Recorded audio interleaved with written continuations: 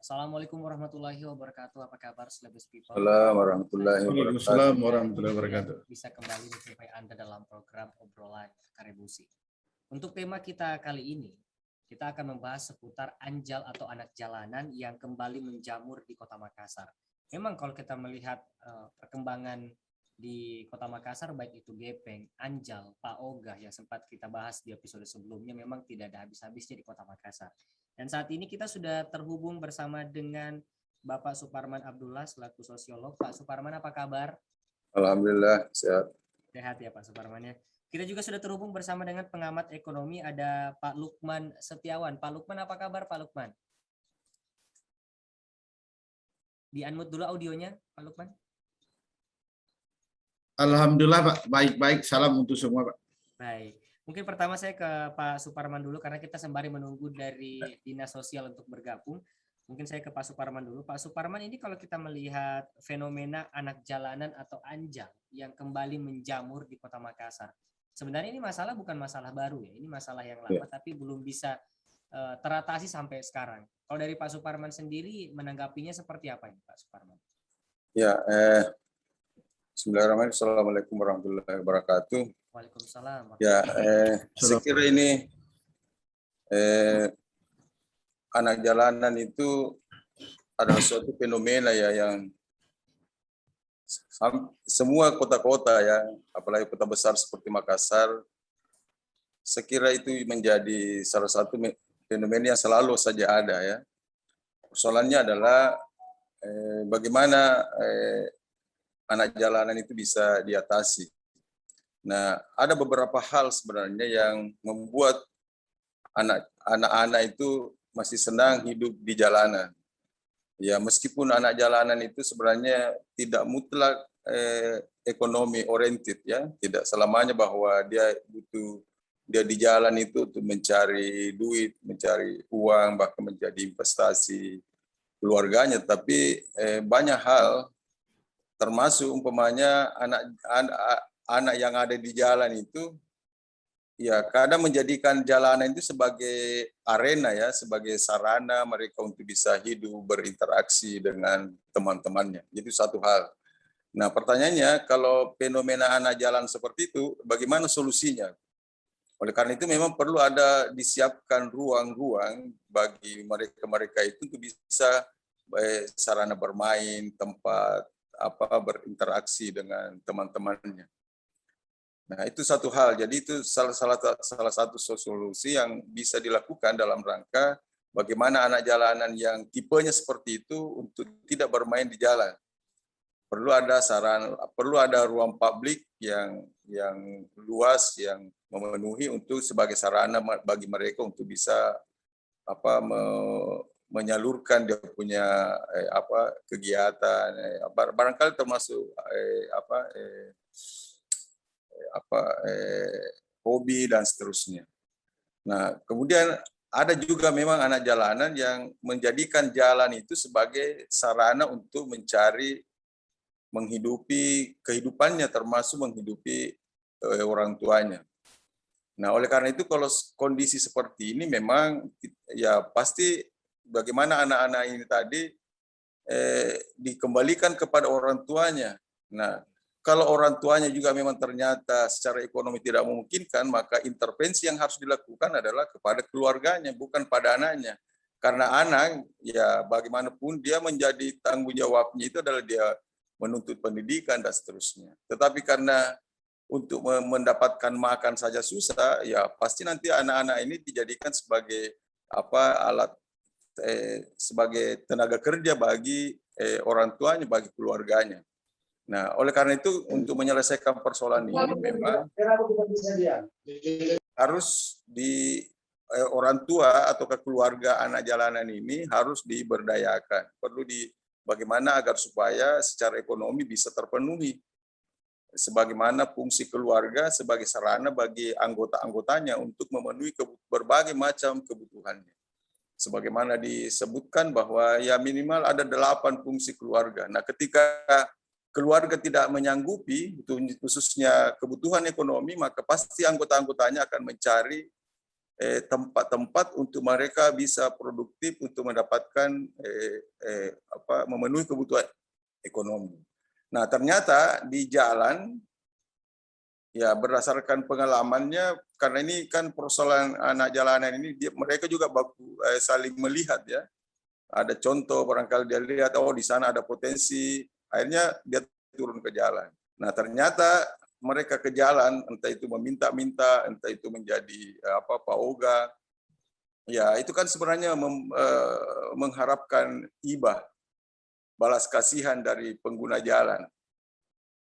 Nah, karena dia mendapatkan hibah, tentu juga pengguna jalan ya memang ada juga kita ini secara kemanusiaan, ya ada kecenderungan juga untuk membantu sesama, ada keprihatinan ya memberikan berapa duit yang diberikan kepada anak jalanan itu. Nah, proses itu terus-menerus, maka ini dijadikan sebagai salah satu potensi. Setahu saya dulu pernah ada Perda Kota Makassar terkait dengan pelarangan untuk memberi anak di jalan. Tetapi itu juga tidak berjalan efektif karena ya yang namanya iba, yang namanya rasa kasihan itu kan tiba-tiba bisa saja muncul dalam proses kehidupan kita. Oleh karena itu ya pengguna jalan ya kadang memberikan sesuatu kepada anak jalanan. Nah, itu ada plus minusnya sebenarnya. Kita yang pengguna jalan itu memberikan sesuatu ya tentu dengan ada rasa amalnya ya, dia bersedekah. Nah, tetapi itu dimanfaatkan oleh anak jalanan bahwa di situ sebenarnya ada potensi ekonomi.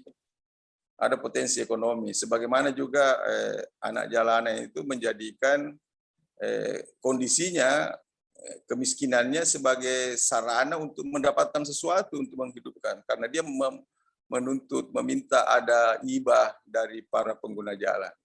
Jadi ada dilematis juga sesungguhnya ya. Di satu sisi kita ingin rasa kemanusiaan kita menyumbang, bersedekah kepada anak jalanan, tetapi di sisi yang lain kita sedang memelihara eksistensi anak jalanan karena dijadikan sebagai potensi ekonomi bagi mereka. Jadi itu minimal dua tipologi anak jalanan.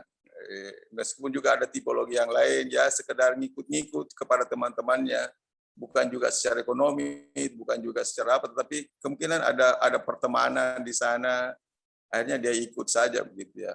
Nah, ya minimal 3 tipologi itu realitas kehidupan anak jalanan umumnya yang ada ya, termasuk mungkin di Makassar ini.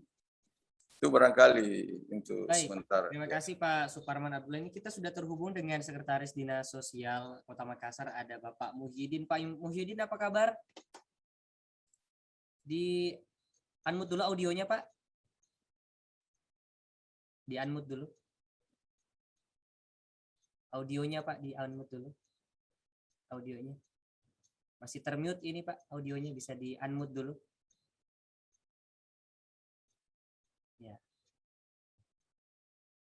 Ya. Di unmute dulu, Pak, unmute.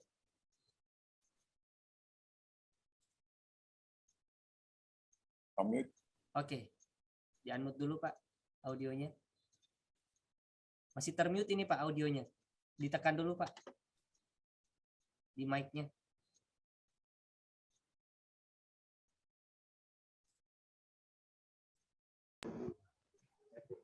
Iya. Halo, Assalamualaikum. Ya, apa kabar Pak Muhyiddin? Waalaikumsalam. Alhamdulillah baik, Alhamdulillah baik. Baik Pak Muhyiddin, ini kita kembali membahas seputar anak jalanan atau anjal yang kembali menjamur di Kota Makassar. Tadi kita sudah mendengar sama-sama pernyataan dari Pak Suparman selaku sosiolog. Banyak tipologi katanya tadi. Ada yang cuma ikut-ikutan, bukan cuma sekedar karena dia mencari duit, tapi memang motif-motif lain ini bisa menjadi alasan juga kembali menjamurnya anak jalanan di Kota Makassar. Untuk awal dulu deh Pak Muhyiddin, tanggapannya selaku Sekretaris Dinas Sosial melihat fenomena anak jalanan yang sampai saat ini masih belum bisa teratasi seperti apa nih Pak Muhyiddin? Ya. Jadi begini, terkait dengan anak jalanan, memang itu kan menjadi persoalan sosial, kemudian itu menjadi adalah persoalan seluruh kota-kota ya, kota-kota besar. Nah, untuk pemerintah Kota Makassar dalam hal ini Dinas Sosial, alhamdulillah per tanggal 21 karena pandemi kemarin sempat terputus. Jadi kemarin itu sempat terputus pada saat pandemi, karena kami kemarin itu ada BKO Satpol PP di kota yang di BKO kan di dinas sosial, sehingga karena pandemi kemarin, karena pandemi untuk tugas daripada Satpol ini dalam hal Satgas Raika, sehingga kemarin itu sempat terputus. Jadi per 21 September kemarin kita melakukan sampai hari ini ya. Sampai hari ini setiap hari kami bersama dengan Satpol PP untuk melakukan penertiban per wilayah. Jadi kita rubah metodenya sekarang. Jadi kita merubah metode, jadi bukan lagi per titik, akan tetapi kami merubah metode wilayah per kecamatan. Jadi kemarin ini kami mulai dari Kecamatan Ujung Pandan, kemudian ke Kecamatan Marisio, ke Kecamatan Majang, dan alhamdulillah saya lihat sehari ini kita mulai sebagian daripada Kecamatan Makassar dan Kecamatan Panakukang. Jadi kami bersama dengan Satpol PP dengan dari Binmas kepolisian melakukan rahasia patroli untuk anak jalanan di beberapa titik. Nah, terkait dengan apa yang disampaikan tadi oleh Pak dari sosiolog tadi, bahwa memang betul apa yang disampaikan tadi, bahwa berdasarkan hasil pembinaan dan asesmen, memang betul pertama itu dari faktor ekonomi. Kemudian yang kedua, memang ada anak-anak itu memang ikut-ikutan. Kan seperti itu, nanti kita setelah melakukan pendampingan, di situ akan terlihatan dari asesmen mereka. Jadi terkait dengan ini, tentu tadi Pak siapa tadi Pak Suparman. Pak Suparman, mohon maaf, Pak Suparman tadi itu terkait dengan Perda. Alhamdulillah. Jadi mulai per 2 minggu kemarin ya, di hari Jumat itu kami mulai bersama dengan teman-teman media itu kami sudah melakukan sosialisasi terkait dengan larangan dengan sanksi terhadap penegakan Perda ini di dalam Perda Himba. Jadi kami insyaallah nanti Dinas Sosial Kota Makassar akan memasang papan bicara di titik-titik lampu merah dan tempat-tempat umum yang selama ini yang sering dimanfaatkan oleh Anjal ini dan Gepeng. Itu kita akan pasang bicara. Nah, tentu di dalam hal ini, di samping itu, di dalam pola pendekatan yang kami lakukan, pola yang kami lakukan di dalam penanganan Anjal dan Gepeng ini adalah kami merubah pola juga, Pak, pendekatan. Jadi apa yang disampaikan tadi oleh Pak Suparman, bahwa memang kita nanti mengarah ke pemberdayaan, pendampingan. Jadi kami Dinas Sosial nanti ini melakukan pendampingan. Jadi per September kemarin yang kami rahasia di situ, yang kami bina anak-anak, yang kami data baik dari Gepeng, baik dari Anjal, itu kami sudah ada datanya kami. Jadi ini kami sementara petakan per kecamatan, jadi wilayah Makassar. Jadi ini nanti kami menyurat secara resmi kepada kecamatan di mana bernomisili ini anak Anjal dengan Gepeng ini. Kemudian nanti di situ kami kami akan melakukan rapat koordinasi bersama camat dengan kelurahan dan termasuk RT RW. Ini karena kami dari Dinas Sosial nanti akan melakukan pendampingan sampai ke bawah. Apa yang disampaikan tadi Pak Prof, insya Allah itu yang kami lakukan. Jadi memang butuh dukungan semua pihak terkait dengan ini. Karena target kami adalah bagaimana merubah pola pikir mereka, berpikir mereka tadinya itu bisa mandiri. Kalau tadinya ini seperti contohnya, ada kan ibu-ibu yang kita melihat yang meminta beras, ada yang meminta macam-macam, yang jual tisu, ada yang sapu-sapu mobil. Nah, tentu ini nanti kita melakukan pendampingan dan pemberdayaan ke bawah, ke RT RW. Nah, tentu nanti di sini fungsi kami adalah memang ada pekerja sosial kami, inilah nanti kami tugasi melakukan pendampingan ke bawah bersama RT RW dan tokoh masyarakat yang ada. Nah, apa yang menjadi seperti apa nanti model pemberdayaannya, tentu kita mau melihat seperti tadi contohnya saya bilang, itu kan ada yang menjual tisu, alasannya bahwa kami ini menjual-jualan, Pak, cari-cari ini menjual. Nah, kita nanti dorong ke ini supaya dia bisa mandiri, UMKM, kita nanti kita jadikan supaya dia bisa buka usaha sendiri, ya. Tentu ini bukan waktu yang panjang, memang berkesinambungan. Jadi kami harapkan dukungan dari semua pihak. Dan tugas kami nanti di sini adalah setelah teman-teman pekerja sosial melakukan pendampingan sampai ke bawah, inilah nanti tugas kami juga mengkoordinasikan bersama tokoh-tokoh di sana. Tugas kami di dinas sosial ini menyampaikan kepada stakeholder yang terkait. Contohnya, kalau dia mau usaha UMKM, kami akan koordinasikan koperasi, dan itu dengan tujuannya nanti supaya masyarakat ini bisa berubah, ya, dan bisa mandiri. Dan kita nanti buat mungkin ada jelas legalitasnya dulu kita perkuat di situ. Nah, tentu juga yang hal-hal yang lain, kalau memang butuh tenaga kerja atau pelatihan-pelatihan, ini kan nanti kita koordinasikan SKPD terkait, OPD terkait, yaitu yang seperti itu. Kemudian di lain daripada itu, karena memang perlu kami sampaikan bahwa program prioritas Bapak Wali Kota terkait dengan yang tertuang dalam RPJMD, visi pemerintah Kota Makassar itu salah satunya adalah rehabilitasi sosial. Nah, insya Allah memang kami yang kami lakukan selama ini itu sebenarnya itu kami anggap bahwa itu belum ada hasil maksimal.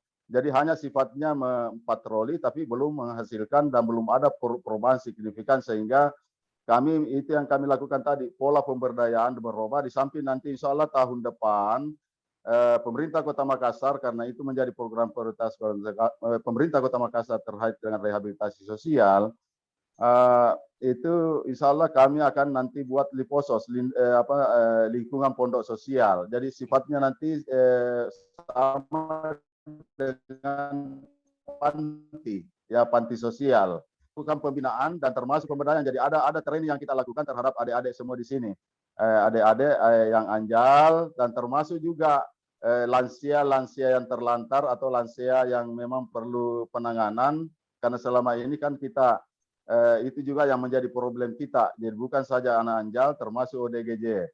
Nah, terkait dengan apa yang diamati oleh tadi yang dari Pak Sosiolog, artinya terkait dengan apa namanya ini yang fungsi lalu lintas ini, Pak Oga, ya, mohon maaf, ya, Pak Oga. Terkait dengan Pak Oga, ini kan sebenarnya begini, Pak Suparman. Saya sering ditanya, kalau memang ada aspek sosialnya, tetapi kalau kita kan berbeda dengan yang di lampu merah, yang pengemis. Karena kalau di situ saya lihat bahwa dia adalah melakukan fungsi-fungsi lalu lintas untuk mendapatkan ijazah. Jasa kan mendapatkan jasa. Jadi dia mengharap sesuatu, tapi fungsi yang dilakukan adalah fungsi lalu lintas. Tentu kami di sini perlu barangkali OPD yang terkait keterlibatan, baik di SHUB dengan lalu lintas. Ini yang perlu barangkali kami duduk bersama, untuk kita perlu duduk bersama bahas ini. Karena saya mengamati bahwa kami ini berada dalam posisi yang sering saya dapati tiap hari seperti itu. Saya kan tinggal di Alauddin. Di Alauddin di depan Wisnu itu kita lihat kalau yang lewat di situ kan setiap hari itu pagi sampai malam. Nah, kami juga sebagai pengguna jalan, kalau kami lihat mungkin solusinya nanti ini mudah-mudahan ini menjadi perhatian kita semua. Sebenarnya kata kuncinya pada saat ada petugas berdiri, sebenarnya Pak Oga ini tidak ada. Itu yang saya amati. Ya, ini Pak Oga ini kalau kita ada petugas yang hadir, baik dari Satpol, baik dari Satuan Lalu Lintas, kami lihat di situ, mohon maaf bukan Satpol, dari Dishub, kalau ada petugas yang standby di situ, yang mengatur, saya lihat itu tidak ada ini Pak Oga. Nah, ini yang perlu barangkali kita kaji bersama, kita diskusikan bersama, kira-kira itu salah satu solusi kami tadi sampaikan. Nah, terkait dengan klarifikasi ke kami kan, kenapa langsung ini kami dalam tahap sosialisasi. Jadi perlu kita ketahui, saya sampaikan kepada pemirsa bahwa ini sudah tersosialisasi, sudah dibuat oleh teman media-media harian, baik media online terkait sanksi dan denda bagi pemberi dan termasuk juga gepeng atau anjal. Itu kami sudah memberikan sosialisasi. Dan insya Allah kami sosialisasi ini kami rencana bahwa per 3 bulan per Desember. Dan insya Allah kita kita berupaya bahwa semoga sosialisasi ini semua tersampaikan kepada seluruh masyarakat Kota Makassar, dan kita kalaupun memang nanti di 2022 itu penegakan perda ini kita lakukan lagi penindakan di situ. Jadi kita nanti uji coba di 2022 insya Allah.